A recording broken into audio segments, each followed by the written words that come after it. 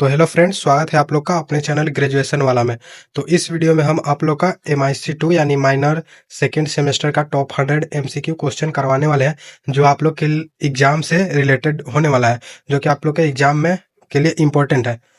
तो आप लोग इस बैनर में ही देख सकते हैं, जो कि आपका फिजिक्स का क्वेश्चन रहने वाला है, वो भी टॉपिक वाइज रहने वाला है, जो कि आप लोग का अंतिम रिवीजन यहाँ से आप लोग कर सकते हैं। और यहाँ पे आप लोग को ऑल इंपॉर्टेंट ऑब्जेक्टिव क्वेश्चन देखने को मिल जाएगा, जो कि आपका टॉप 100 ऑब्जेक्टिव क्वेश्चन रहने वाला है, और ये BSc सेकेंड सेमेस्टर का रहने वाला है।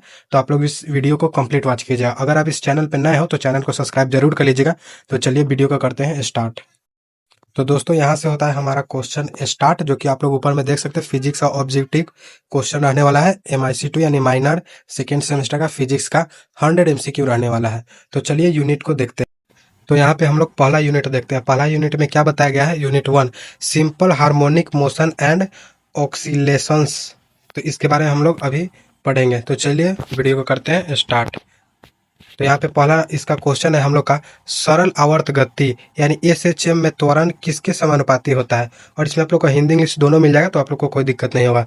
तो यहाँ पे बोला है इन इंग्लिश में, अब इसको देख लेते हैं। तो इंग्लिश में बोला है क्या? यहाँ पे इंग्लिश में बोला है in SHM oscillation is proportional to, यानी कि इस सरल आवर्त गति में त्वरण किसके समानुपाती होता है? तो ये विस्थापन के ऋणात्मक होता है, तो इसका सी हो जाएगा राइट आंसर। अब यहाँ पे दूसरा नंबर क्वेश्चन, SHM का समीकरण क्या है? The equation of SHM is, मतलब SHM का फॉर्मूला होता है ए बराबर minus W square x into x. तो इसका बी हो जाएगा राइट आंसर। यहाँ पे तीसरा नंबर क्वेश्चन देखेंगे। तीसरा नंबर क्वेश्चन आपको बोला SHM के माध्य स्थिति पर त्वरण कितना होता है? मतलब acceleration at the mean position in SHM is, मतलब उसके SHM के माध्य स्थिति पर त्वरण 0 होता है, तो इसका सी हो जाएगा राइट आंसर। यहाँ पे चौथा नंबर क्वेश्चन, चौथा नंबर बोला velocity at extreme position in SHM is, मतलब SHM में चरम स्थिति पर वेग कितना होता है? तो ये 0 होता है, तो इसका बी हो जाएगा सही उत्तर। अब यहाँ पे पांचवा नंबर क्वेश्चन देखेंगे। पांचवा नंबर क्वेश्चन बोला है SHM में चरम स्थिति पर त्वरण होता है, मतलब एक्सीलरेशन एट एक्सट्रीम पोजीशन 2, तो ये मैक्सिमम होता है, इसका बी हो जाएगा राइट आंसर। अब यहाँ पे छठा number, velocity at mean position is, मतलब SHM के माध्य स्थिति पर वेग होता है, तो वेग कितना होता है? तो वेग मैक्सिमम होता है, तो इसका हो जाएगा बी राइट आंसर। अब यहाँ पे सातवां नंबर क्वेश्चन देखेंगे। सातवां नंबर क्वेश्चन बोला है, सातवां number question, total energy in SHM is, मतलब SHM में कुल ऊर्जा होती है, तो कुल ऊर्जा कितना होती है? तो कांस्टेंट होती है, तो उसका सी हो जाएगा सही उत्तर। यहाँ पे आठवां नंबर क्वेश्चन देखेंगे। बोला total energy of SHM is proportional to, मतलब SHM की कुल ऊर्जा किसके समानुपाती होती है? तो ये बी होती है, इसका आंसर बी हो जाएगा, ए स्क्वायर होता है। और यहाँ पे नौवां नंबर क्वेश्चन देखेंगे। नौवां नंबर क्वेश्चन बोला है सरल लोलक का आवर्तकाल है, मतलब time period of a simple pendulum is, मतलब ये 2 pi into root g into l into l by g होता है, तो इसका बी सही उत्तर हो जाएगा। 2 pi root l into l by g, तो इसका बी हो जाएगा सही उत्तर। अब यहाँ पे 10वां number, the time period of a simple pendulum does not depend on, मतलब सरल लोलक का आवर्तकाल किस पर निर्भर नहीं करता है? तो ये मास ऑफ बॉब पे निर्भर नहीं करता है, तो उसका सी हो जाएगा राइट आंसर। अब यहाँ से 11वां नंबर देखेंगे। 11 नंबर बोला है angular frequency in SHM is, मतलब SHM में कोणीय आवृत्ति है, मतलब कितना है? तो 2 पाई/T है, तो इसका बी हो जाएगा राइट आंसर। ओमेगा बराबर 2 पाई/T, तो इसका बी हो जाएगा सही उत्तर। अब यहाँ पे 12वां नंबर क्वेश्चन बोला relation between frequency and time period is, मतलब आवृत्ति और आवर्तकाल का संबंध है, तो कितना होता है? तो F बराबर 1/T होता है, तो उसका बी हो जाएगा सही उत्तर। यहाँ पे 13 नंबर क्वेश्चन। 13 नंबर क्वेश्चन बोला है general displacement equation of S में इज, मतलब SHM में विस्थापन का सामान्य समीकरण है, तो ये x बराबर sine omega t plus phi होता है, तो इसका हो जाएगा ए राइट आंसर।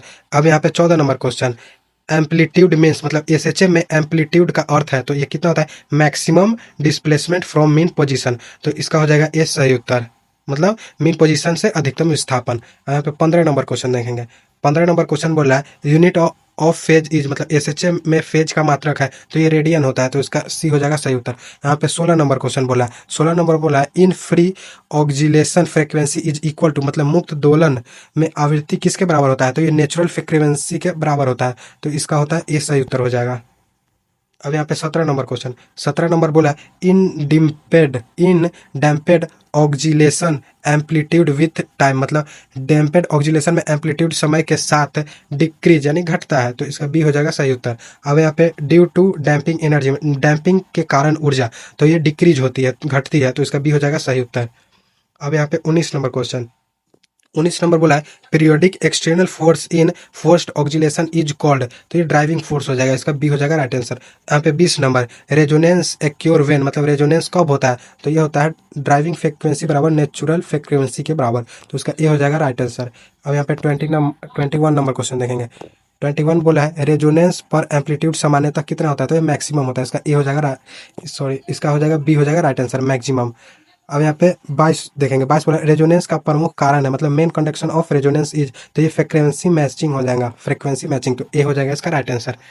अब यहाँ पे 23 बोला है सुपरपोजिशन प्रिंसिपल के अनुसार परिणामी डिस्प्लेसमेंट है, तो ये सम ऑफ इंडिविजुअल डिस्प्लेसमेंट होता है, तो इसका हो जाएगा 20 सही उत्तर हो जाएगा। अब यहाँ पे 24 नंबर बोलेंगे, 24 नंबर बोला समान दिशा में दो एसएचएम को कहते हैं, तो दो एसएचएम को कहते हैं सोलिनियर एसएचएम, तो इसका हो जाएगा कोलिनियर एसएचएम, तो इसका ए राइट आंसर हो जाएगा। अब यहाँ पे 25 नंबर परपेंडिकुलर एसएचएम को सुपरपोजिशन से बनने वाली आकृतियां कहलाती है, तो ये कहलाती है लिसेसियस फिगर्स, तो इसका बी हो जाएगा राइट आंसर लिसेजस फिगर।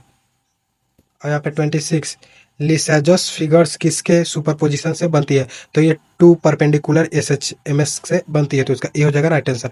यहाँ पे 27 यदि दो परपेंडिकुलर एसएमएस के फ्रीक्वेंसी समान हो तो फेज डिफरेंस 0 हो तो आकृति होगी, तो आकृति कैसी होगी, तो स्ट्रेट लाइन होगी, तो इसका हो जाएगा बी राइट आंसर। अब यहाँ पे 28 नंबर क्वेश्चन देखें, 28 बोल रहा है समान फ्रीक्वेंसी और फेज डिफरेंस 90 डिग्री होने पर इक्वल एम्पलीट्यूड्स के लिए आकृति होगी, तो ये कैसी होगी, तो सर्कल होगी यानी गोलाकार, तो इसका बी हो जाएगा राइट आंसर। अब यहाँ पे 29 नंबर है स्टेशनरी वेव्स को हिंदी में कहते हैं, तो उसको हिंदी में क्या कहते हैं, तो इसे स्टैंडिंग वेव्स कहते हैं, तो उसका बी हो जाएगा सही उत्तर। यहाँ पे 30 नंबर बोला है स्टेशनरी वेव्स में एनर्जी का नेट ट्रांसपोर्ट कैसा होता है, तो ये होता है 0, तो इसका बी हो जाएगा सही उत्तर। यहाँ पे 31 स्टेशनरी वेव में स्थिर बिंदु कहलाते हैं, तो ये नोड्स कहलाते हैं, उसका बी हो जाएगा राइट आंसर। अब यहाँ पे 32 देखेंगे, 32 बोला है स्टेशनरी वेव्स में अधिकतम एम्पलीट्यूड वाले बिंदु कहलाते हैं, तो ये अधिकतम बिंदु क्या कहलाते हैं, तो ये एंटी नोड्स कहलाते हैं, इसका बी हो जाएगा राइट आंसर। यहाँ पे 33 देखेंगे, 33 बोला है दो कॉन्स्टिट्यूटिव नोड्स के बीच दूरी होती है, तो ये होती है, तो ये लेमडा बटा 2 होता है, तो उसका बी हो जाएगा राइट आंसर। अब यहाँ पे 34 नंबर नोड्स और नियरेस्ट एंटी नोड के बीच दूरी होती है, तो ये लेमडा बटा 4 होता है, तो इसका हो जाएगा सी राइट आंसर। अब यहाँ पे 35 देखेंगे, 35 बोला है स्टेशनरी वेव्स में नोड्स पर एम्पलीट्यूड 0 होती है, तो इसका बी हो जाएगा राइट आंसर। अब यहाँ पे 36 एंटी नोड पर एम्पलीट्यूड कितना होता है, तो ये मैक्सिमम होता है, तो उसका बी राइट आंसर हो जाएगा। अब यहाँ पे 37 नंबर क्वेश्चन देखेंगे एसएचएम में रिस्टोरिंग फोर्स किस दिशा में होता है, तो ये होता है ऑपोजिट टू डिस्प्लेसमेंट यानी डिस्प्लेसमेंट के विपरीत, तो इसका बी हो जाएगा राइट आंसर। अब यहाँ पे 38 नंबर देखेंगे, 38 नंबर बोला है एसएचएम के लिए रेजोनेंस फोर्स का समीकरण है, तो यह है एफ बराबर माइनस के एक्स, तो इसका बी हो जाएगा राइट आंसर। अब यहाँ पे 39 देखेंगे, 39 बोला है स्प्रिंग मास सिस्टम का टाइम पीरियड है, तो ये टाइम पीरियड कितना होता है 2 pi into root under m by k, तो इसका हो जाएगा बी ए राइट आंसर हो जाएगा। अब यहाँ पे 40 नंबर क्वेश्चन स्प्रिंग की स्टिफनेस बढ़ाने पर टाइम पीरियड, स्टिफनेस बढ़ाने पर टाइम पीरियड क्या होगा, तो डिक्रीज यानी घटेगा, तो इसका बी हो जाएगा राइट आंसर। अब यहाँ पे 41 नंबर देखेंगे, 41 क्वेश्चन बोला है मास बढ़ाने पर एस्पायरिंग ऑक्जिलेटर का टाइम पीरियड घटेगा या बढ़ेगा, तो ये इंक्रीज होता है यानी बढ़ेगा। अब यहाँ पे 42 नंबर एसएचएम में वेलोसिटी का मैक्सिमम मान है, मैक्सिमम मान होता है, तो मैक्सिमम मान कितना होता है, तो मैक्सिमम जो मान है वो ए ओमेगा होता है, ए इंटू ओमेगा, तो इसका ए हो जाएगा राइट आंसर। अब यहाँ पे 43 नंबर बोला है एसएचएम में मैक्सिमम एसिलेरेशन है, मैक्सिमम एसिलेरेशन कितना होता है, तो ये होता है ए इंटू ओमेगा स्क्वायर, तो इसका हो जाएगा सी राइट आंसर। अब यहाँ पे 44 देखेंगे, 44 बोला है एसएचएम की काइनेटिक एनर्जी मैक्सिमम होती है, तो ये मैक्सिमम कितनी होती है, तो ये मीन पोजीशन होती है, तो इसका हो जाएगा बी राइट आंसर। अब यहाँ पे 45 एसएचएम की पोटेंशियल एनर्जी मैक्सिमम होती है, तो मैक्सिमम कितनी होती है पोटेंशियल एनर्जी, तो एक्सट्रीम पोजीशन होती है, तो इसका बी हो जाएगा राइट आंसर। अब यहाँ पे 46 देखेंगे, 46 बोला है मीन पोजीशन पर एसएचएम की पोटेंशियल एनर्जी होती है, तो ये कितनी होती है, तो ये मिनिमम होती है, तो इसका हो जाएगा बी राइट आंसर। अब यहाँ पे 47 देखेंगे, 47 बोला है डैपिंग का ऐसा यूनिट क्या है, तो डैपिंग का ऐसा यूनिट होता है केजी प्रति सेकंड, तो इसका ए हो जाएगा राइट आंसर। हमें 48 देखेंगे, 48 बोला है फोर्स्ड ऑक्सीलरेशन ऑक्सीलरेशन में फ्रीक्वेंसी किसके द्वारा निर्धारित होते हैं? तो यह ड्राइविंग फोर्स के द्वारा निर्धारित होते हैं। तो ये हो जाएगा इसका राइट आंसर। अब यहाँ पे 49 देखेंगे। 49 बोला है रेजोनेंस की तीव्रता डैम्पिंग बढ़ाने पर घटेगा या बढ़ेगा? तो ये डैम्पिंग बढ़ाने पे ये डिक्रीज होता है यानी घटेगा। अब यहाँ पे 50 नंबर देखेंगे। 50 नंबर बोला है स्टेशनरी वेव बनाने के लिए आवश्यक है। तो क्या आवश्यक है? तो ये two waves of same frequency travelling opposite directions. तो इसका ये हो जाएगा राइट आंसर। अब यहाँ पे यूनिट दूसरा देखेंगे, wave sounds and progressive waves. तो ये 51 से 100 तक रहने वाला क्वेश्चन। तो चलिए इसका क्वेश्चन देखते हैं। तो बोला है वेव का मुख्य उद्देश्य है। वेव का मुख्य उद्देश्य क्या है? तो ये एनर्जी है यानी ऊर्जा है। तो इसका बी हो जाएगा राइट आंसर। अब यहाँ पे 52 देखेंगे। 52 बोला है मैकेनिकल वेव को प्रोपेगेशन के लिए चाहिए। तो उसको क्या चाहिए? तो उसको मीडियम चाहिए यानी माध्यम चाहिए उसको। और यहाँ पे 53 देखेंगे। बोला है साउंड वेव किस प्रकार की वेव है? तो ये साउंड वेव है, मैकेनिकल वेव है। तो इसका बी हो जाएगा राइट आंसर। यहाँ पे 54 देखेंगे। साउंड वेव होती है तो ये लॉन्ग लॉन्गिट्यूडियल होती है। तो इसका बी हो जाएगा राइट आंसर। अब यहाँ पे 55 देखेंगे। 55 बोला है साउंड वेव में कंप्रेशन का अर्थ है। तो ये हाई प्रेशर होता है। तो इसका बी हो जाएगा राइट आंसर। अब 56 देखेंगे रिफ्रैक्शन।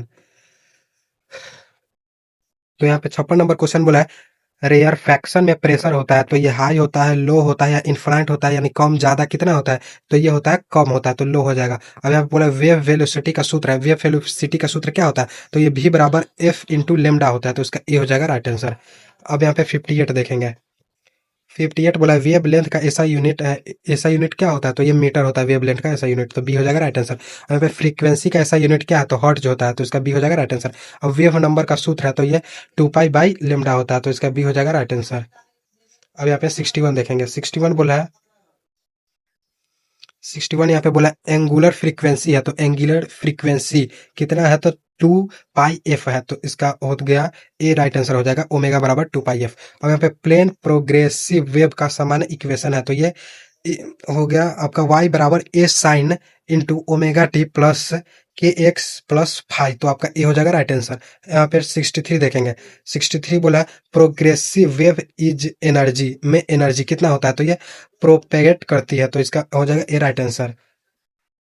अब यहाँ पे 64 प्रोग्रेसिव वेव में एम्पलीट्यूड सामान्यतः कितना होता है? तो ये सेम थॉट ये यूनिफॉर्म फॉर एंटीन्यूटिंग मीडियम होता है। तो इसका ए हो जाएगा राइट आंसर। यहाँ पे 65 वेव वेलोसिटी किस पर निर्भर करती है? तो ये मीडियम प्रॉपर्टीज पर निर्भर करती है। तो इसका ए हो जाएगा राइट आंसर।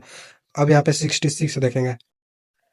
66 बोला साउंड की स्पीड सबसे अधिक होती है। तो ये किस में होती है? सॉलिड यानी ठोस में जो आपका साउंड का सबसे ज्यादा होता है वो साउंड का स्पीड ठोस में। यहाँ पे 67 वैक्यूम में साउंड की स्पीड होती है। तो ये 0 होती है वैक्यूम में। तो इसका सी राइट आंसर हो जाएगा। यहाँ पे 68 न्यूटन के अनुसार साउंड वेलोसिटी का फॉर्मूला है। तो ये होता है root b in b by p. तो इसका हो जाएगा आपका right answer b number question answer. यहाँ पे 69 देखेंगे। 69 बोला न्यूटन फॉर्मूला में एयर को माना गया है। एयर को इसोथर्मल माना गया है। तो इसका हो जाएगा ए राइट आंसर। अब यहाँ पे 70 नंबर क्वेश्चन। 70 नंबर बोला है लैपलेस लाप्लेस में न्यूटन्स फॉर्मूला में क्या कॉरेक्शन दिया? तो ये एडियाबैटिक जो है वो कॉरेक्शन दिया। तो इसका हो जाएगा ए सही उत्तर। Air is adiabatic. और यहाँ पे 71 लैप्लेस फॉर्मूला इज यानी होता है इसका आंसर हो जाएगा आपका भी बराबर root y p by p. तो इसका बी हो जाएगा इसका राइट आंसर। यहाँ पे 72 वाई गामा का अर्थ है। तो इसका radius ratio of specific hertz हो जाएगा। तो इसका राइट आंसर बी हो जाएगा। अब यहाँ पे 73 नंबर पूछा है गैसों में साउंड की स्पीड टेम्परेचर बढ़ाने पर क्या होगा? तो इंक्रीज यानी बढ़ेगा। यहाँ पे 74 आइडियल गैस में साउंड स्पीड किसके प्रोपोर्शनल होती है? तो ये रूट टी के प्रोपोर्शनल होती है। तो ए हो जाएगा इसका राइट आंसर। अब यहाँ पे 75 बोला ध्वनि की आइडेंटिसिटी की परिभाषा दे। तो energy per unit area per unit time. तो इसका ए हो जाएगा राइट आंसर। अब यहाँ पे 76 देखेंगे। 76 बोला है आइडेंसिटी का ऐसा यूनिट है। तो ये वाट बाई मीटर स्क्वायर होता है। उसका 20 right answer. Sound intensity amplitude के किसके समानुपाती होता है? तो एम्पलीट्यूड के समानुपाती होता है। और यहाँ पे यदि एम्पलीट्यूड दोगुना कर दिया जाए तो इंटेंसिटी होगी। तो ये कितना होगी? तो ये 4 टाइम्स होगी। तो इसका बी हो जाएगा राइट आंसर। अब यहाँ पे 79 देखेंगे। 79 बोला है वेव में एनर्जी डेंसिटी किसके माध्यम होती है? तो ये ए स्क्वायर के माध्यम होती है। तो ए हो जाएगा राइट आंसर। यहाँ पे 80 नंबर साउंड की लाउडनेस मुख्यतः किस पर निर्भर करती है? तो आई इंटेंसिटी या एम्पलीट्यूड पे निर्भर करती है। तो ए हो जाएगा राइट आंसर। अब यहाँ पे 81 नंबर पिच मुख्यतः किस पर निर्भर करता है? तो ये फ्रीक्वेंसी पर निर्भर करता है। तो ये राइट आंसर हो जाएगा। अब यहाँ पे 82 देखेंगे। 82 बोला अधिक फ्रीक्वेंसी वाली साउंड की पिच हायर पिच होती है, तो उसका बी हो जाएगा राइट आंसर। यहाँ पे 83 वेव इक्वेशन में फेज डिफरेंस का ऐसा यूनिट है, ये रेडियन होता है, तो बी हो जाएगा राइट आंसर। यहाँ पे 84 दो वेव्स की फ्रीक्वेंसी समान होने पर उनका इंटरफेरेंस कितना होगा, तो स्टेबल इंटरफेरेंस पैटर्न होगा, तो उसका ए हो जाएगा राइट आंसर। अब यहाँ पे 85 देखेंगे। 85 बोला है कंस्ट्रक्टिव कंस्ट्रक्टिव इंटरफेरेंस में फेज डिफरेंट होता है, तो ये होता है 0, 2 पाई या 4 पाई, तो इसका ए हो जाएगा राइट आंसर। यहाँ पे 86 डिस्ट्रक्टिव इंटरफेरेंस के लिए फेज डिफरेंस है, तो यहाँ पे पाई होता है, तो बी हो जाएगा राइट आंसर। यहाँ पे 87 कंस्ट्रक्टिव इंटरफेरेंस में रेजुल्टेंट एम्पलीट्यूड कितना होता है, तो ये मैक्सिमम होता है, तो ए हो जाएगा राइट आंसर ए। अब यहाँ पे 88 देखेंगे। 88 बोला है डिस्ट्रक्टिव इंटरफेरेंस में इक्वल एम्पलीट्यूड्स के लिए रिजल्टेंट एम्पलीट्यूड कितना होता है, तो ये 0 होता है, तो बी हो जाएगा राइट आंसर। यहाँ पे 89 साउंड वेव में पार्टिकल्स का ऑक्सीलरेशन होता है, तो ये कितना होता है, पैरेलल होता है, तो इसका हो जाएगा A right answer, parallel of propagation direction. अब यहाँ पे 90 नंबर लॉन्गिट्यूडियन वेव में कौन सी घटना होती है, तो ये कॉम्प्रेशंस एंड रेयरफैक्शंस होता है, तो इसका बी हो जाएगा राइट आंसर।